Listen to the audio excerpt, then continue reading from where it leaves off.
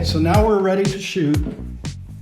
This little unit on top is a transmitter, and it speaks to the flash up on top of the flash unit.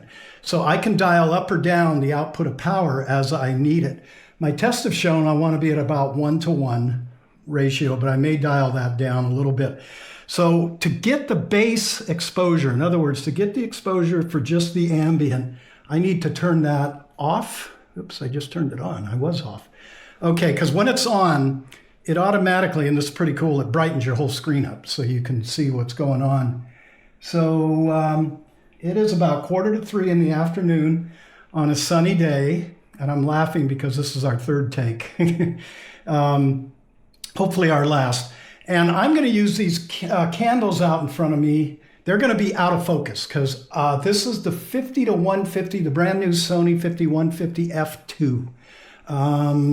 It is looks really heavy, but it's actually, I don't think it's more than 3.5 pounds. It's a fairly light setup. The camera is the A9 III with a vertical grip on it to get a couple batteries in there. This is the trigger, as I said, that will talk to that flash. So I turned it off because I'm trying to just get the ambient dialed in. I'm going to call that my base exposure. And I'm shooting through these candles, and they're going to be out of focus. So I am actually determining the base ISO for this camera is 1/250th, but I'm going to drop it down to let me see. I'm going to drop it down to 125. It's not, I'm getting my shutters and my ISO confused, so let me back up. 250th is the base ISO on this camera. I'm going to shoot it at 125 just because it's so bright behind Beri that I'm trying to make that light go down. So I'm at 1/40,000th of a second, f2 at ISO 125. That's my ambient exposure. Now the flash is going to be what lights Beri. So I'm going to turn my trigger back on. And let's give it a test pop here. And it looks like everything's working. And Beri, I'm just going to have you bring your two hands up underneath your chin. And just look kind of serious there, right there. Let me see. I don't know if my flash got it. When you go 1:1 on these strobes, you can't just rapid fire through them. If I was down like a half or a quarter or an eighth, I could get to a point at a 1/16th where I could motor drive and not miss anything. But it takes a while on these portable flashes to get full power. So give me a smile here, Beri. And that looks just about, let me play it back. That looks just about right. I did have a grid originally on this 24-inch softbox, but my shadows were looking a little too hard, so I've taken it off. You're going to get more light spill without a grid, but that's okay. It's angling down, kind of how we're mimicking the sun up in the sky. And give me another little smile. The camera is set up on tracking, and I've got human AI on, and what it will do, I'm seeing through my camera, you're going to see a little green rectangle box come up, and I'll borrow Beri's phone here in a minute and see if I can do this, and then you're going to see it zero in right on the eye, and I have it set up, it can track on either eye. You can really customize these things down, so give me a big smile on this one, Beri, a little bit of teeth showing. Okay, that looks good. And that's looking good. Now the shadows on the back are looking a little bit heavy, but we can bring those up in Lightroom, and I'm going to show you my processing when we go in there. So I'm going to need to borrow your phone for a second. My phone is full. I've about exhausted the hard drive on it. So this is what the unit is turned on. You can see everything. It looks like the background's far too bright, but I'm going to turn this little transmitter off. And now, if I go back into live view, all you're seeing is those candles out of focus, right? Watch when I turn this transmitter on, and this is a focusing aid. And I'm going to have to hold the camera with my right hand, which still has the tremor in it. But my left hand, it's gone. Now I'm back holding. And that's what I'm seeing. That's what I'm seeing. So the assist on the focus is really good. And you just have to trust your background's going to come down. Beri, just put your one hand under your chin and head over just a little and smile. That's really good. And once again, give me a, we don't want to rapid fire through here because we want to get the full peak. So just a little primer on most cameras and sync speed. You have a sync speed because you have blades that have to open mechanically or electronically and clear the entire perimeter of your viewfinder, what you're seeing through it. And then the flash has to come up, it peaks, it explodes, and it comes down. I'll see if I can drop a graph in on this video to kind of demonstrate what I'm talking about. And that's all timed out to just, fractions of a second. When you take the shutter system out of the camera and you're just reading 1-to-1 pixels off the sensor, it doesn't matter what your shutter is anymore. So the limiting factor is not your shutter, not your ISO, but your aperture. And I'm shooting wide open. That's how I plan to do a lot of these. Give me a big smile here. That looks good. And this time I'm going to switch your hand, and we're just going to have the head come over this way a little bit. And smile. And you can give me a little bit more of a smile than that. And so if you're looking at the back, let me start this up again. If you're looking at the back of the camera, those shadows look kind of heavy, but they're going to be lightened up in Lightroom. So let me do one more and a big smile, and I think we got it. So let's go into Lightroom. I'm not going to do a full-blown 100-shot session here. And let's pick a couple of these frames and we'll go through and show you what they look like. And I'm shot these all in RAW, and we'll go into the RAW processor and bring up those shadows and match them to the highlights, and we'll see what we got. Everyone, this is Don back in Lightroom now, and you're probably wondering what the heck am I looking at here on my screen? Well, this is the imported shot of the candles. I want to show you just how easy it is to bring these candles up. Now, when I say the base exposure, let me remind you, this is with no flash, obviously, on Beri. Let me just tug over here on the exposure. There she would be. And what I'm trying to do is figure out, can I bring up just enough? I'm going to hit auto here as a starting point. And that's probably not even, let's hit reset. And we'll just do this ourselves. Let's bring up the exposure a little. Those flames are highlights, so let's bring up the highlights. I don't want to blow them out. And let's bring up the saturation in them. I don't want to turn them red either. They should look orange. And the only thing I can think, I shot at f2 on this lens. This is the first time I really use this lens, especially in doing a video. I've knocked around with it a little bit. But f2, that's a shallow depth of field. I know those of you out there that shoot at f1.8 or 1.4 or 1.2, you have these really fast lenses for portrait. But what I'm just trying to determine is, do I have enough in here where I can just bring up those out of focus flames? In retrospect, I would have probably dropped to f4 and gotten a little bit more detail in those, but that's splitting hairs. I'm just going to bring up the saturation a little. Okay. So the base exposure was correct. Let's go up and take a look one more time. Remember I said on the A9 III, which is what I was using with the global shutter, 250 ISO was the base ISO, and I even cut that down to 125, excuse me. I was right at 50 mil, f2.8, and I was 1/40,000th of a second. So let's go over to our first frame here of Beri, and this is pretty much how it came out of the camera. So I'm going to show you a little bit on this. You can see the shadows are a little heavy. The background was, it was, what did I say, 2:45 in the afternoon on a clear sunny day outside. And these curtains back here have no backing. They're not blackout curtains or anything. So I angled the light down onto Beri, and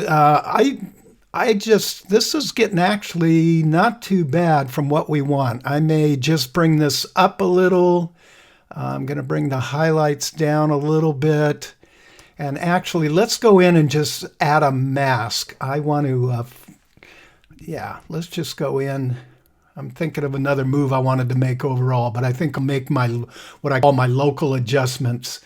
And let's just click on subject here. I am going to open up those shadows. That's one thing I wanted to do. And I want to take down the highlights, which is right here on her cheekbones. And if you own Luminar, I'm not going to go into that right now, but it does a great job of taking that shine off. Let me come back over here and let me add subject again. So I'm going to go up here and select people. Okay. And what I want to do is actually just see, let's do a few things. We're going to lighten her eyes. I want to do facial skin. That's the one I'm looking for. And then we'll just create those two masks here. So let's go up first of all on facial. And what I want to do is just take the highlights down off the cheekbones and without affecting her. So that's looking pretty good.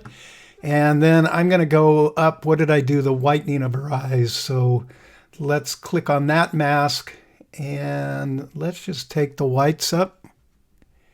And I will actually come over here now and move the highlights and just see how those eyes pop. That's before and after with just a few little moves.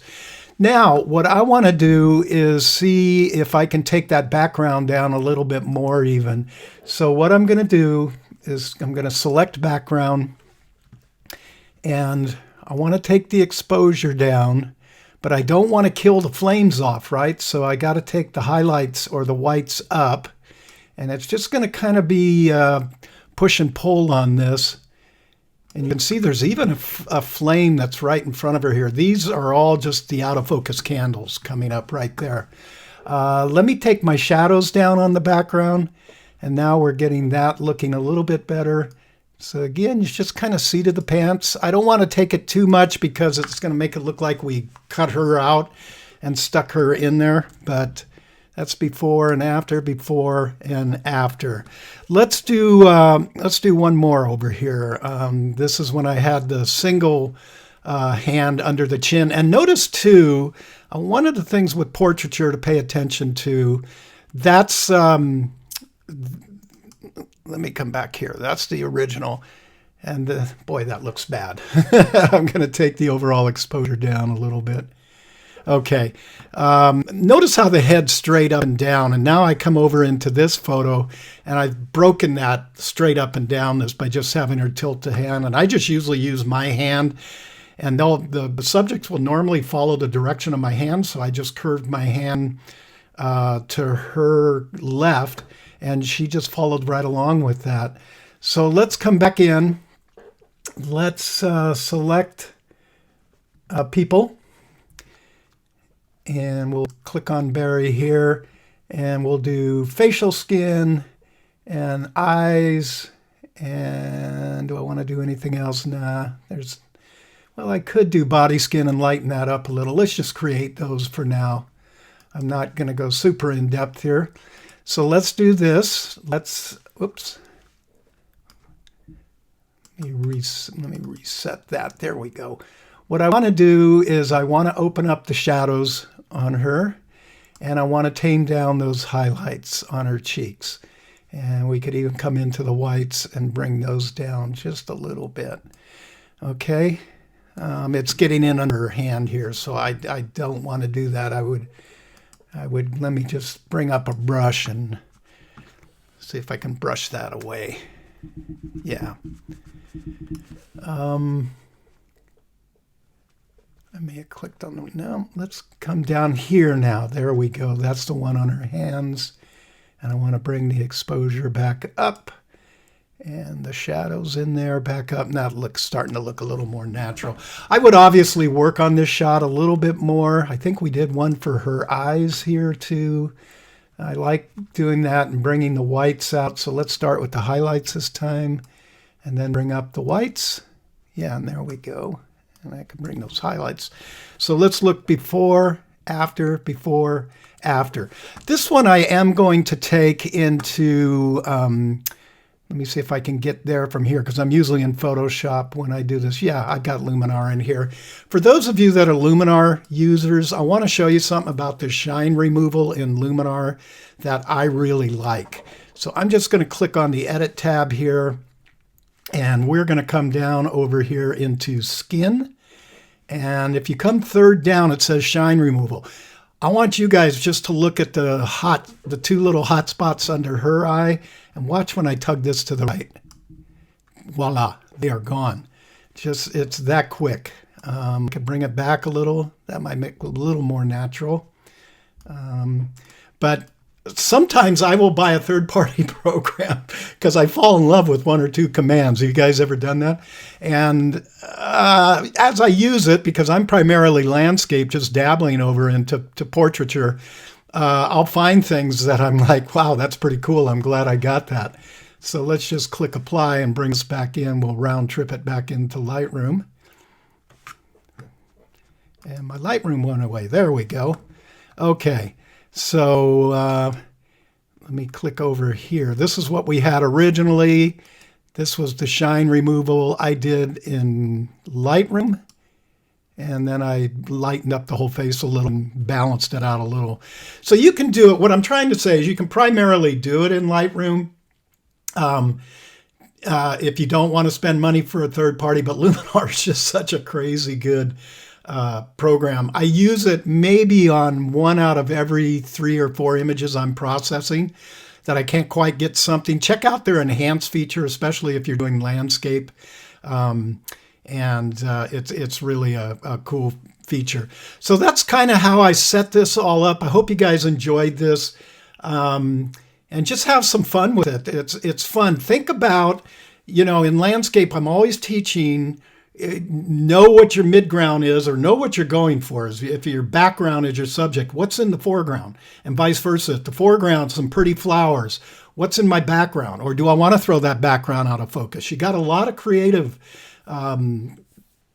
things you can go to in your bag of tricks, but you got to train your mind to think in this way. So now, instead of just shooting a portrait of Beri, I put a little bit of these flames in there, and I can go back in and balance this up and bring these flames up a little more. I showed you how to do that. So have fun with it. Think about this when you go out on location, because we're going to do some videos out on location and shoot through foliage instead of candlelight here. And what I want to do is start putting the models in pretty locations out along where I live, and then some places where we're traveling, and light them up. And the procedure is going to be the same. You always think of your base exposure, and then you bring in the artificial light, the strobe, and however you want to diffuse it with a softbox or a diffusion dome. And you build the shot from there until you got all the components right. And then in landscape, or even in these shots, I think I have one. Here it is. Let me click over here.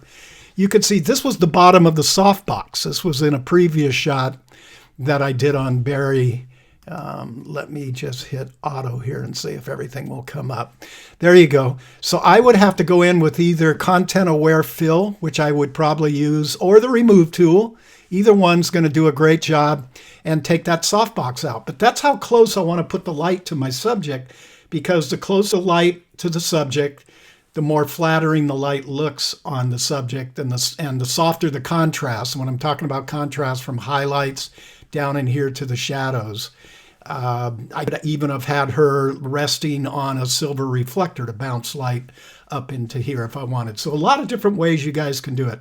So hopefully this has been helpful. And if you want, you can email me, don@donsmithphotography.com. And if you want me to record a video, I can't promise I'll do everybody's suggestions, but I'm always looking for topics to do. Feel free to do that. And in the next video, we will see you then. Take care, happy shooting, and stay creative. It's great for the soul.